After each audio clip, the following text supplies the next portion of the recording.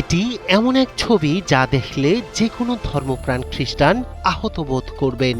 মাতা মেরির মূর্তির সামনে সিগারেট হাতে বিদ্রুপাত্মক ভঙ্গিতে বসে আছে এক ইসরায়েলি সেনা। অবস্থা এমন দাঁড়িয়েছে কোনো ধর্মই আর নিরাপদ নয় ইসরায়েলি সেনাদের কাছে।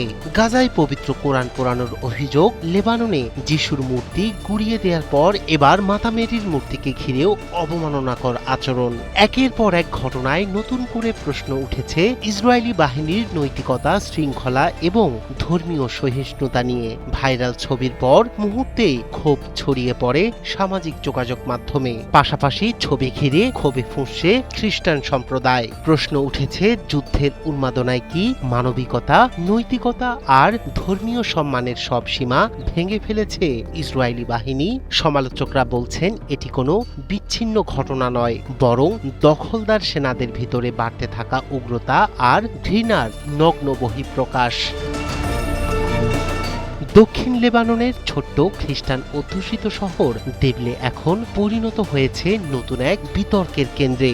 সামাজিক যোগাযোগ মাধ্যমে ভাইরাল হওয়া একটি ছবিতে দেখা যায় মাতা মেরির একটি মূর্তির পাশে বসে আছেন এক ইসরায়েলি সেনা, মুখে জ্বলন্ত সিগারেট। হাতে থাকা আরেকটি সিগারেট তিনি ধরে আছেন মূর্তির মুখের সামনে। মুহূর্তেই ছবিটি ছড়িয়ে পড়ে অনলাইনে। শুরু হয় ক্ষোভ, নিন্দা আর তীব্র প্রতিক্রিয়া। অনেকেই বলছেন এটি কেবল অশোভন আচরণ নয়, বরং খ্রিস্টানদের ধর্মীয় অনুভূতিতে সরাসরি আঘাত।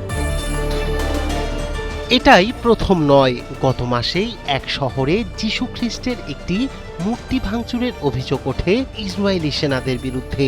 সামাজিক যোগাযোগ মাধ্যমে ভাইরাল হয়েছিল সেই ছবিও। আন্তর্জাতিক সমালোচনার মুখে তখন তদন্তের আশ্বাস দেয় ইসরায়েলি প্রতিরক্ষা বাহিনী IDF। কিন্তু নতুন এই ঘটনা ঘিরে আবারও উঠছে বড় প্রশ্ন, ধর্মীয় প্রতীকগুলোর প্রতি কেন বারবার এমন আচরণ? এমন প্রশ্নে সমালোচকরা বলছেন এটি আর বিচ্ছিন্ন কোনো ঘটনা নয়, বরং IDF এর ভিতরে বাড়তে থাকা উগ্রবাদ, অসহিষ্ণুতা এবং জবাবদিহির সংকটেরই বহিঃপ্রকাশ।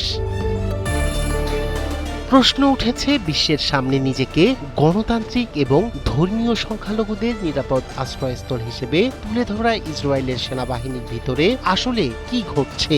বিশ্লেষকরা বলছেন এসব ঘটনা শুধু মুসলিমদের নয়, খ্রিস্টানদের মধ্যেও বাড়িয়ে তুলছে ইসরায়েল বিরোধী বিক্ষোভ। বিশেষ করে পশ্চিমা বিশ্বের খ্রিস্টান গোষ্ঠীগুলোর মধ্যেও নতুন করে তৈরি হয়েছে অস্বস্তি। ক্রমবর্ধমান ধর্মীয় উগ্রতা এবং নৈতিক অবক্ষয় ইসরায়েলের জন্য বড় সংকট ডেকে আনবে বলেও সতর্ক করেছেন ইসরায়েলি সাংবাদিক ও বিশ্লেষকরা। একের পর এক ধর্মীয় প্রতীক অবমাননার ঘটনায় এখন প্রশ্ন একটাই, যুদ্ধের নামে সহিংসতা আর মানবতা লঙ্ঘনের সীমারেখা কোথায় গিয়ে থামবে?